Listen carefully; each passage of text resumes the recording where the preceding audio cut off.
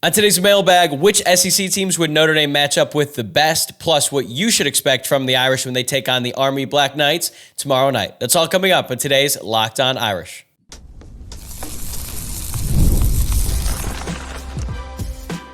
You are Locked On Irish, your daily podcast on the Notre Dame Fighting Irish. Part of the Locked On Podcast Network, your team every day. What is up, and welcome into Locked On Irish, your daily Notre Dame podcast. My name is Wojciak, and I'm the host. I'm a Notre Dame alum and producer at Fox Sports, and today is Friday, November 22nd. So happy Friday to you, and thanks for getting a head start to your weekend by making this your first listen of the day. Please take a quick second to subscribe on YouTube or wherever you're listening to the podcast if you have not subscribed already. And today's episode is brought to you by FanDuel. New customers can place a $5 bet, and you'll get started with $150 in bonus bets if you win your first $5 bet. Just visit FanDuel.com to get started. Loaded mailbag on tap today. This is the most amount of questions I've ever received in a single week, so thank you to everyone who submitted theirs. We are going to cover Riley Leonard's draft stock, how the kicking issue stacks up historically, new wrinkles for the Army game, a modern-day Four Horsemen, but we begin with some thoughts about the college football playoff and specifically how the Irish would fare if they were to be matched up against teams in the big, bad SEC. So our first question is really, I'm grouping two of them together. Chris Medeiros, 318, asks, which SEC team would you prefer them to face if Notre Dame hosts in the first round? Georgia, Alabama, Tennessee, Texas, or Ole Miss? And then I got another question at Eric_Bonnie. How does Notre Dame stack up against the top teams in the SEC? Will the offense hurt Notre Dame? Here are the SEC teams that I would want Notre Dame to play in order because I think that they would have the best shot at winning if they were to host these games. That's an important note. This would be a home game for Notre Dame, not a neutral site, not on the road. 1, Texas. 2, Tennessee. 3, Georgia. 4, Ole Miss. 5, Alabama. So I would most want Notre Dame to play Texas, and I would least want Notre Dame to play Alabama. I know that's going to be different than a lot of other people's lists, but let me explain why. Texas does not have one impressive win. They don't. The Michigan win felt impressive at the time. Doesn't really look like that anymore. I don't think that they have looked the same since the Quinn Ewers injury. I would say that their defense is really, really good, and they have some weapons. I have a ton of respect for Steve Sarkisian. I'm not saying that any of these games would be an easy win for Notre Dame, but looking at the matchup, I look at Notre Dame's secondary, how they've been playing lately, going up against Quinn Ewers. I think that that would be a stalemate. I think, honestly, Notre Dame would probably win that matchup. And sure, Texas's defense is really good. Notre Dame's offense has been a little bit inconsistent at times, but I don't really think Texas has played a game against a team like Notre Dame and won. They got kind of dominated by Georgia at home. I'm not saying Notre Dame would dominate Texas, but I haven't seen enough from Texas to be like, wow, that team really, really scares me this season. That Michigan win looked good at the time. Michigan's terrible, although they did get Bryce Underwood to flip from LSU. Congrats to them. Number 2, I've got Tennessee. Tennessee's got a really good defense. Their offense would not be able to put up points against Notre Dame. I just don't think they would be able to do much at all with Nico Iamaleava. They've got a really good running back. As a matter of fact, a good running game. But I think Notre Dame would really just kind of shut down the passing game, be able to stop the running game. And this would be a very close, very physical game because these are two really good defense. I think Tennessee has an awesome defensive line. This could be like a 17-13 final kind of game. But given the fact that Tennessee's offense has been so lackluster this season, I think that Notre Dame would be able to get just a few more points on the board. It would probably look very similar to that Texas A&M game at the beginning of the season, which I think a lot of SEC fans just have conveniently forgotten about that game. Yes, Notre Dame did lose to Northern Illinois the week after. That was an embarrassing loss. That is a stand on the program. But they did go to Kyle Field and beat Texas A&M, who was a good chance at making the SEC championship this year, in week 1. So just something to consider. I think that Tennessee game would look a lot like that Texas A&M game, and Notre Dame would win. I got Georgia at number 3, coming off their win against Tennessee. I think this would be another really close physical game. I think Carson Beck would be good for 2 to 3 interceptions at least going up against this Notre Dame defense. I know that Beck looked better against Tennessee, But I watched that full Florida game. He looked awful. He looked awful at multiple other times throughout this year. It's been weird how he's regressed. Now, again, he did play much better against Tennessee, but Notre Dame has the best pass defense in the entire country. You don't think Carson Beck is going to force it against them and Xavier Watts is going to make a pick? I would see that happening more than once. I'm not concerned at all really about the Georgia offense. Their offensive line has also been a problem this year, but that defense, man, they got some absolute dogs on that Georgia defense. Jalen Walker and Michael Williams might be two of the best defensive players in the country, and really that entire front seven is really scary. I know that Notre Dame was able to hold tough against Texas A&M. I think Georgia's front seven is on a different level compared to the Aggies, and I just have so much respect for Kirby Smart as a head coach. He is so good when his teams when they have their backs up against the wall. I mean, they were down 10 points against Tennessee in a game that they absolutely had to win to keep their playoff hopes alive, and they ended up not only winning that game outright, but they covered a 10.5-point spread as well. So I think Kirby Smart is the best coach in college football. Playing a Georgia team in the college football playoff would be a really daunting task. But if Notre Dame is at home, I think they got a chance at this one. And this is not like the Georgia teams of the past where they just would dominate on both sides of the ball. I don't think Georgia has enough guys on the outside on offense to really threaten Notre Dame's secondary all that much. So I'm putting Georgia at 3 mostly because of respect, but I think that Notre Dame would actually match up pretty well against this Bulldogs team, especially if that game was in South Bend. At 4, I've got Ole Miss. They beat Georgia, and they might be the hottest team of this entire group. They do have a bad loss to Kentucky, which is a really weird game because Kentucky has been terrible this year. And they also have a loss on the road at LSU. I watched that game too. I have no idea how Ole Miss managed to lose that game. They were the better team in that game, in my opinion. It felt like some weird Baton Rouge voodoo going on in that stadium that night. Somehow they lost, but they have looked really good as of late since a sort of a lackluster performance against Oklahoma. This would be an extremely fun game to watch because I love Jackson Dart, the quarterback for Ole Miss. I actually started liking him when he was at USC, and I felt guilty watching him run around, but his just complete lack of regard for his own life and his own safety when he's running around with the ball as a quarterback, to me, I think it's cool. He's a badass. He's a really talented player. He would be the best quarterback that Notre Dame has faced since they took on Caleb Williams last season. We all saw how that went, though. They made Caleb Williams look mediocre at best. It was his worst game of his collegiate career. But Jackson Dart is a really good player. But I think he might make a couple mistakes, but they have other weapons on that offense as well. Henry Parrish Jr. is a good running back. Trey Harris is an elite wide receiver. So that Notre Dame pass defense would really be tested in this game because, yes, they have dominated throughout this year. They have not seen a passing attack like the one at Ole Miss. But what really scares me about the Rebels, honestly, is their defensive line. It's nasty. It's just as good probably as Georgia's. Maybe, I mean, I could hear an argument either way, but it's a very good defensive line. Perkins has got 10 sacks. Princely has 9.5. Jared Ivey has got 7 sacks. So those are some dogs as well. So I think when you look at these two teams between like Georgia and Ole Miss, obviously Ole Miss won that head-to-head matchup against Georgia, but I think Ole Miss's offense scares me a little bit more. So that's why I have them at 4. But I've got Alabama at 5. I know that seems a little crazy. This team did lose to Vanderbilt. They also lost on the road to Tennessee. But they are the most explosive on offense, in my opinion, and really that all has to do with Jalen Milroe. This is the only offense outside of Ole Miss that I think could really do some damage against Notre Dame because Notre Dame can shut down teams trying to pass. They have shown that this year, and Jalen Milroe isn't that great as a passer. He can throw the deep ball for sure. The intermediate game, not really his strength.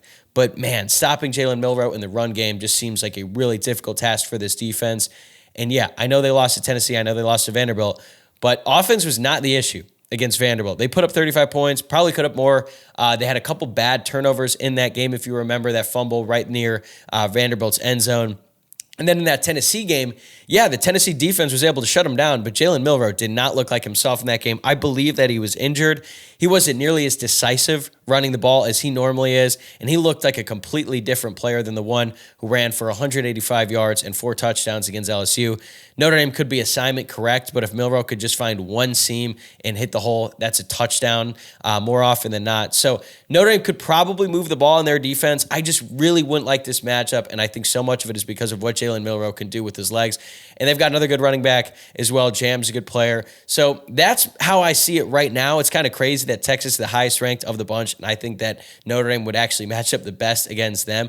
But we will see. All right, next question from Dale Swift. Thoughts on the latest ND hate, specifically SEC fans after the rankings? look, I don't put too much stock into it, honestly. Let me say this. There's probably going to be a lot of SEC trolls watching this on YouTube because of the way I titled this. I did it on purpose. And hey, for those of you, welcome to the show. Just remember to like and subscribe while you're here, or you can downvote it, or you can comment and say that I'm an idiot. That's fine. I appreciate it too, because that counts as engagement. And ultimately, that's great for me. So I appreciate it. Thanks for tuning in today. But to be clear, and to be fair to the SEC trolls, I think that the SEC is the best conference in the country. Top to bottom, they are the best. They are better than the Big Ten. Big Ten might have you beat at the top. I think Oregon and Ohio State are probably, they're a little bit more top heavy in that conference. I don't really think that much of Penn State, but still, you look at the very best teams, maybe the Big Ten has you beat, but overall, the SEC is the best conference in college football, and they have been for a really, really long time. I'm not afraid to admit it. They have been the best. They put the most players in the NFL every single year. Here's another thing about the SEC. They're undefeated in hypothetical matchups, and then whenever they do lose on the field, SEC fans find all kinds of excuses for why that loss didn't matter. It's like whenever an SEC team lost in the Sugar Bowl, it's like, oh, well, they weren't in the national championship. They didn't care. Oh, so when Georgia got rocked by Texas in the Sugar Bowl, oh, they just didn't care. Okay. What about when Alabama got rocked by Oklahoma in the Sugar Bowl years ago? Oh, well, they just didn't care. Oh, well, then when Notre Dame beat Texas A&M on the road in week 1, oh, that was just week 1. Okay. Well, when does it matter? I would love to know that. Because Michigan, a Big Ten team, beat the SEC champion last year. It happens. It happens. So I think the SEC is the best conference. They have been for a long time. But there is also not another conference who whines as much as SEC fans when things don't go exactly how they want, and things never go how they want, because they would want 12 SEC teams in the college football playoff because they have no respect for any other conference. And it's insane, the delusion that some fans, especially the lower tier fans, like I grew up in Kentucky. I was surrounded by Kentucky Wildcats fans. They thought that they would be like undefeated every year in the ACC. That's just not true. So yes, SEC fans, you guys have been the best, but there is still a level of delusion. And even though they are the best, they still aren't as good as they think they are. So do I care that SEC fans constantly troll Notre Dame? No, not really. They're going to continue doing that. Notre Dame won on the field this year. They might have another chance at the college football playoff. If and when that happens, we can revisit this conversation. Gabe Anders season. If you could pick any team for Notre Dame to play in the first round, who would you most like to see? More about entertainment value rather than who you think would be the easiest. So this is interesting. I think Notre Dame, Alabama would be absolutely awesome in South Bend. The history, tradition, the fact that Notre Dame would actually have a shot in this one, unlike they did in 2020 or 2012. I saw the FanDuel line has Alabama favored by 1.5.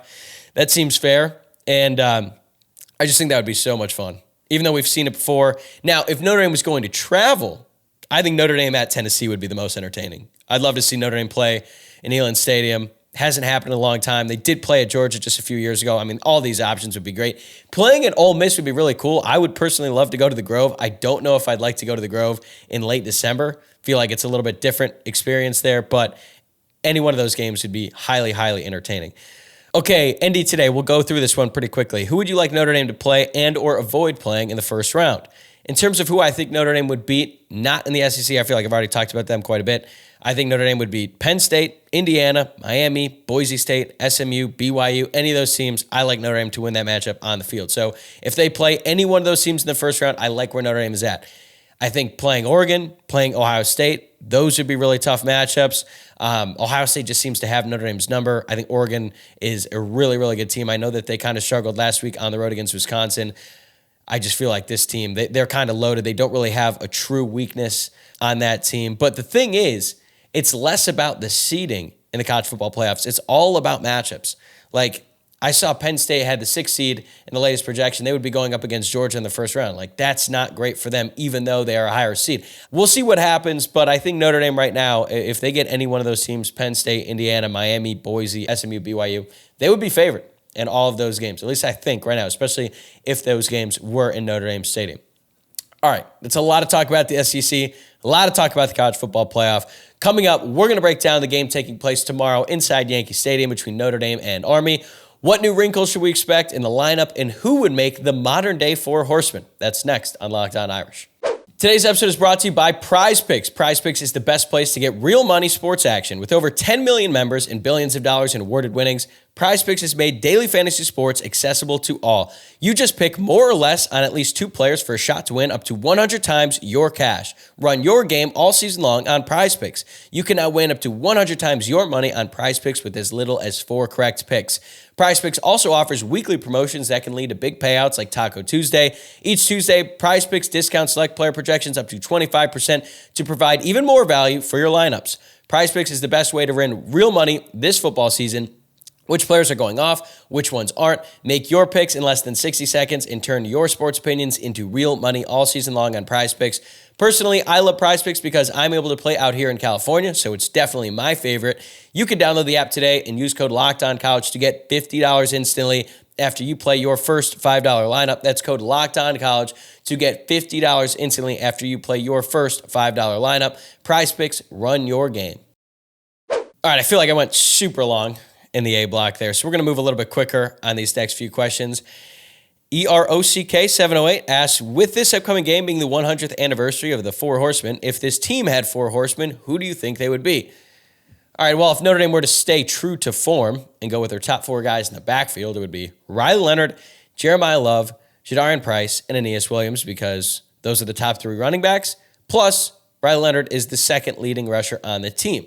However, if you were to pick just the 4 best players on the entire team today of the guys who are actively playing, I would say Riley Leonard, Jeremiah Love, 2 on offense, and then on defense, I would go with Riley Mills and Xavier Watts. No Benjamin Morrison because he's out for the year. Howard Cross has been hurt a lot this season as well, and Mills has just been dominant lately. He has 6 sacks on the year. Kaiser leads the team in tackles, so I really struggled leaving him off this list, but when you look at what Mills has been doing as of late, plus the fact that he's a captain, and I mean, I just think you can't really go wrong with any of these guys. So I'm going to go with the true 4 horsemen, Love, Leonard, Price, and Aeneas Williams. But this is a tough question. Great question by you, Eric708. Good reminder, though.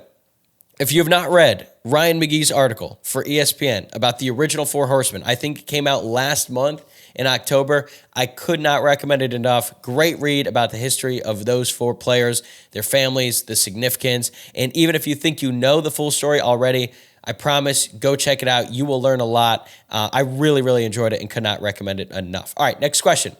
At JTeffel1, although Notre Dame has had big wins the past couple weeks, I get the feeling the offense has been sputtering a bit. What can Notre Dame do to be more consistent on offense down the stretch? The first thing they need to do is be more consistent on first down. This has been a big issue, especially the past couple weeks, because when Notre Dame has a bad first down play, if it's an incomplete pass or they just get stuffed at the line of scrimmage, they have not been able to make up for it on second down, which then puts them in third and long situations, and they have not been good on third down. They went 1 of 12 on third down conversions last week. However, they did go 3 of 4 on fourth down conversions, and a big reason why is because the majority of those fourth down plays were all short yardage situations.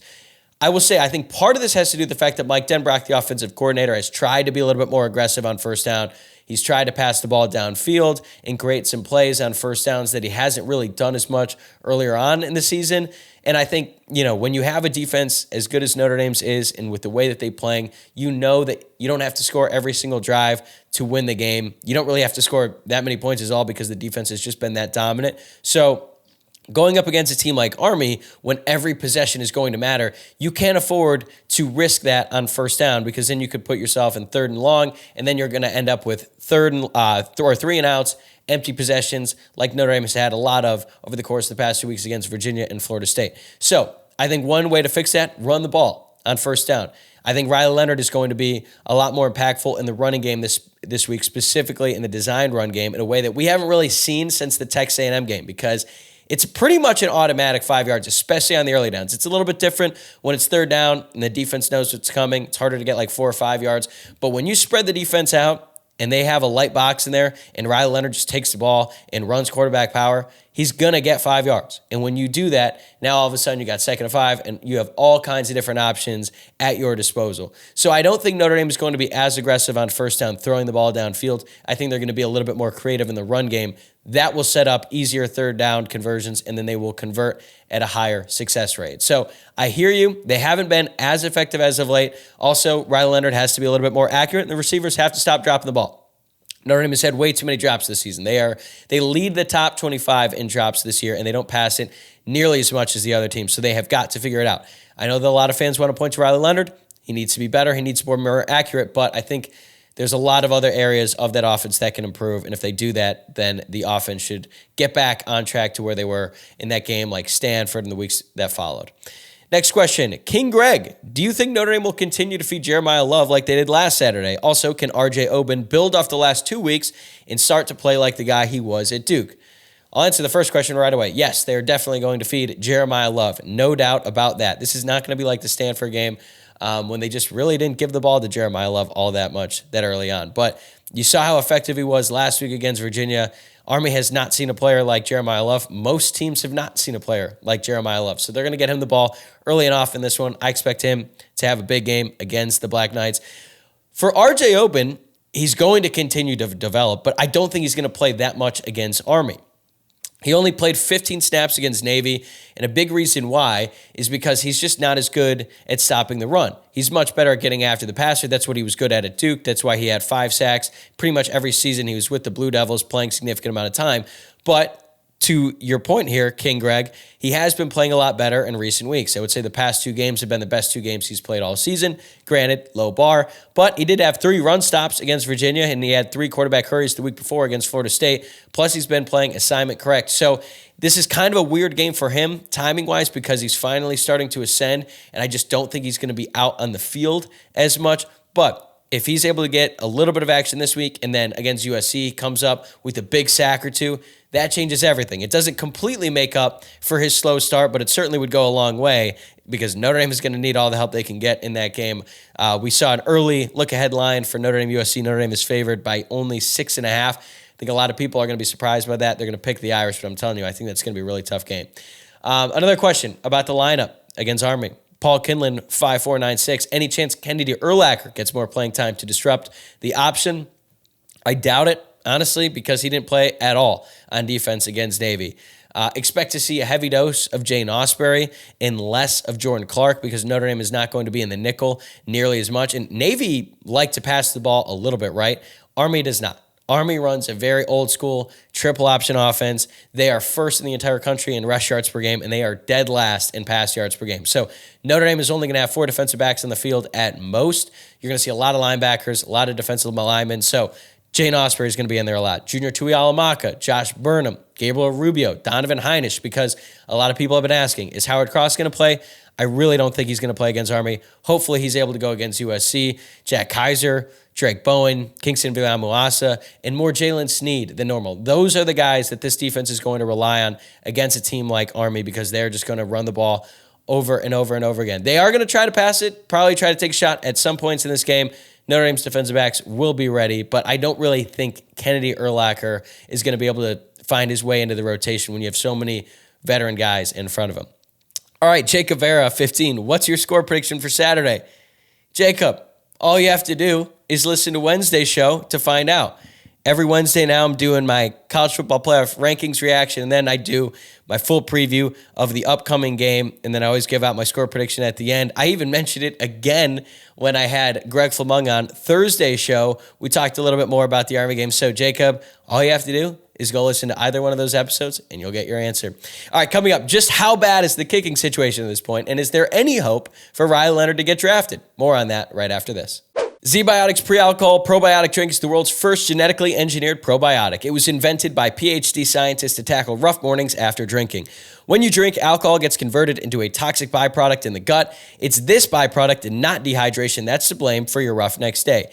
Pre-alcohol produces an enzyme to break this byproduct down. Just remember to make ZBiotics your first drink of the night. Drink responsibly and you will feel your best tomorrow. Here's how to use it. Step 1, drink pre-alcohol for best results. Make pre-alcohol your first drink of the night. Step 2, drink responsibly. Pace yourself, hydrate, and get a good night's sleep. Step 3, enjoy tomorrow. Wake up feeling refreshed and ready to take on the day. Go to zbiotics.com/LockedOnCollege to learn more and get 15% off your first order when you use Locked On College at checkout. ZBiotics is backed with a 100% money-back guarantee, so if you are unsatisfied for any reason, they will refund your money, no questions asked. Remember to head to zbiotics.com/LockedOnCollege and use the code LockedOnCollege at checkout for 15% off. Today's episode is brought to you by FanDuel. Get ready to tackle the NFL action with FanDuel, America's #1 sportsbook. Because right now, new customers can bet $5 and get $150 in bonus bets if you win.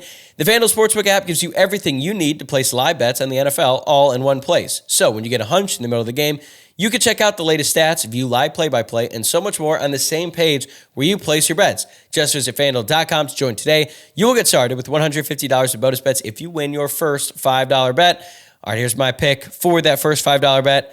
I'm going Chargers +3 against the Ravens. Monday Night Football. It's going to be in LA. Not necessarily a home field advantage for the Chargers, but it's the Harbaugh Bowl. You got Jim Harbaugh and the Chargers going up against John Harbaugh and the Ravens, and I think I'm actually going to be in attendance for this one. I'm going to try to be there at SoFi. Should be a lot of fun, and I will be rooting for Chargers +3. For more, just visit FanDuel.com. Never waste a hunch and make every moment more with FanDuel, an official sportsbook partner of the NFL.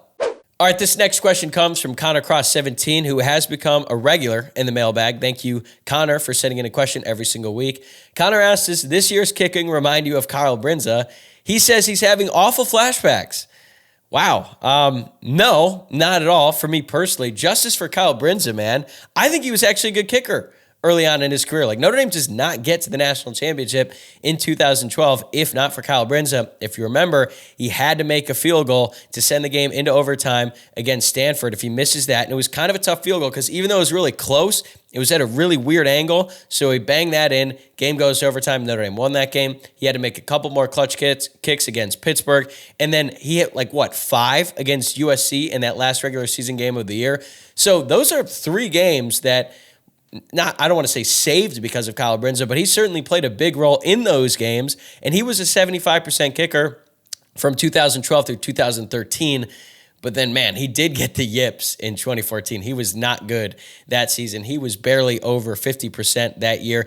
And that's why I think kicking is more of a mental game than anything. You look at Justin Tucker right now, the kicker for the Baltimore Ravens, who's been the best kicker, the most consistent kicker in the NFL for such a long time. And now he's not the same. And he's not that old, right? His game shouldn't be deteriorating that much, but I think once you start missing a couple, you get in your head, and then it all goes downhill from there. And that's why I'm not confident that Mitch Jeter is going to come back and just be ready to go, because I don't think he's mentally ready.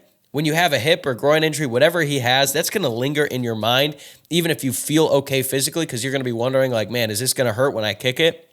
And he had that one really bad field goal attempt when they did trot him out there a few games ago. So, no, it doesn't necessarily remind me of Kyle Brinza, but it's not good, man. And I think it's a really, really big problem for Notre Dame, and I don't really know if it's going to get fixed. So they have to hope that they do not have to kick a field goal in a very important spot, because if they do, personally, I will have no faith that they are going to knock it down, no matter who goes out there to kick it.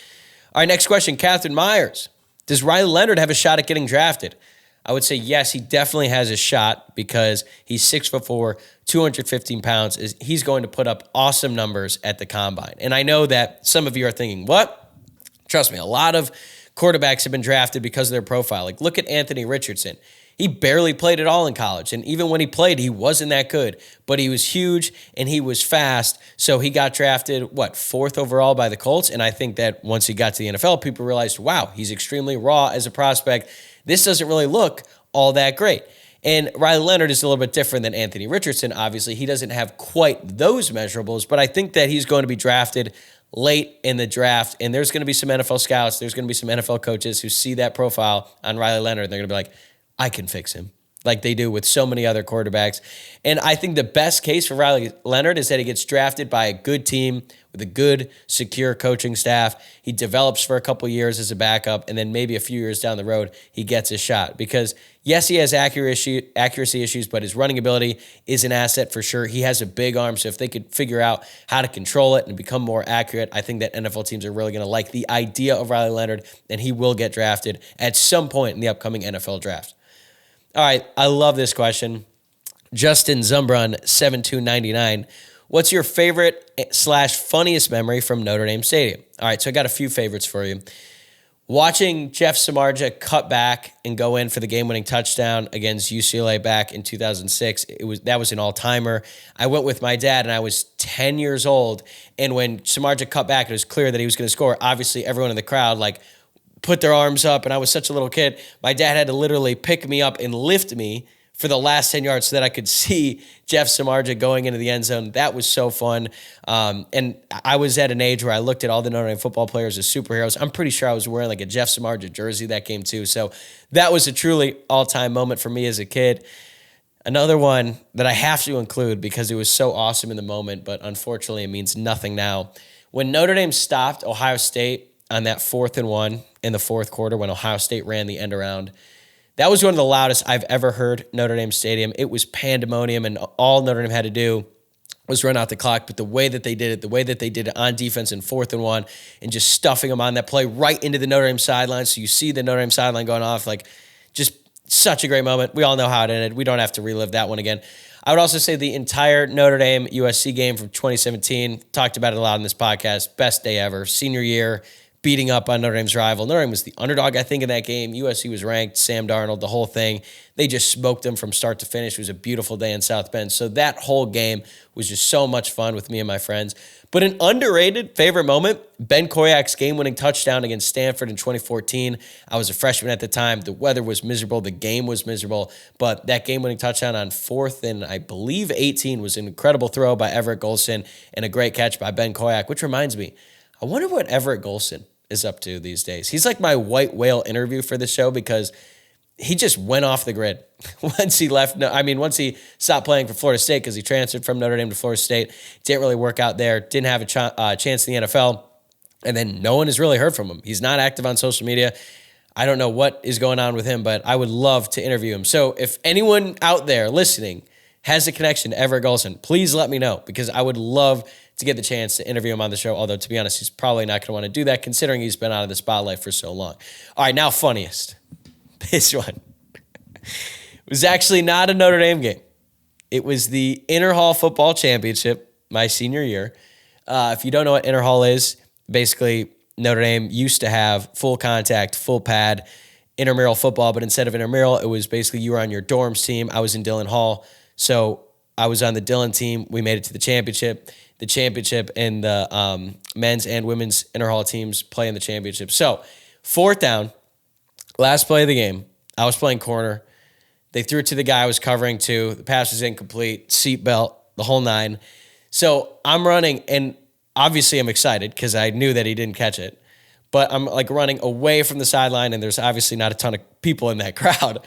So I turn around after the play, and I see our coach and my good friend Jack Walsh sprinting down the sideline, yelling at the top of his lungs, finger up in the air, so excited. And if you knew Jack Walsh or you know Jack Walsh, you know how much that meant to him. And he is going to be so mad that I'm talking about this. But it was so funny turning around, seeing it live. There is a video of it. And I was like happy, one, that we won, but I couldn't stop laughing. I was more happy that Walsh was as happy as he was. I've never seen anybody so excited about anything. And he's going to be so pissed that I said that. But that was the funniest memory from inside Notre Dame Stadium. And I think a lot of people who are in my friend group and were there that day, they would probably agree. That's up there for sure. All right, last one. Jude Smith, 59. With the holidays next week, could you tell us your schedule for the shows? So it's going to be pretty standard. Just one less show next week with Thanksgiving. So my post-game reaction is going to come out Monday morning. There is a chance that I might not be able to get that up first thing Monday morning. To be fully transparent, I got to travel to Louisville this weekend for a funeral for someone very, very close to me. Funeral is going to be right around the time of the Notre Dame game. I don't know how much I'm going to be able to watch it live. And then the next day I got to travel from Louisville back to LAX, and I just, if there's any travel issues, I might be getting back super late. So I don't really know when I'm going to be able to watch the full game and record the podcast. But right now, plan is to get it up Monday morning, like always. Tuesday, normal stuff. Final thoughts on the Army game with Luke Smith, as we do every Tuesday. Wednesday, I'll react to the latest CFP rankings, and then I'll do my USC preview. And then on Thursday, the day of Thanksgiving, I will release a new episode, hopefully going to have a special guest on to talk more about that USC game, and then I'm not going to have a new episode on Friday because I'm going to be with my family on Thanksgiving. So pretty much regularly scheduled programming next week. If there are any changes, I will post them on social media. So if you're not already, follow the X account at Locked On Irish. Also, you can follow the Instagram at Locked On Irish Pod. going to be honest, the Instagram is mostly for the mailbag, which, again, thank you to everyone who submitted their questions. This was a lot of fun this week, but that's going to do it for today's episode. Enjoy the game tomorrow, especially if you're traveling to New York for the game. Be loud, stay warm, have a great time at Yankee Stadium, and remember to subscribe to the show on YouTube or wherever you're listening to the podcast. If you enjoyed the show today, please give this video a like if you're watching on YouTube, or rate the show 5 stars and leave a review if you're listening to the podcast. And for you SEC trolls, if you're still here, thank you. I hope you enjoyed today. I thought I was fair and reasonable about Notre Dame and the SEC. This is a really fun episode. I hope you enjoyed it. Have a great weekend, everybody. Go Irish.